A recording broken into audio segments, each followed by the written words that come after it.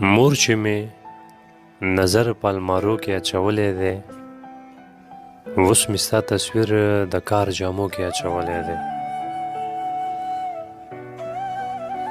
او زه یې د ساختونو په شان ولې کړم وایسکم. ستا تصویر مې ځان ته په اوبو کې اچولی دی،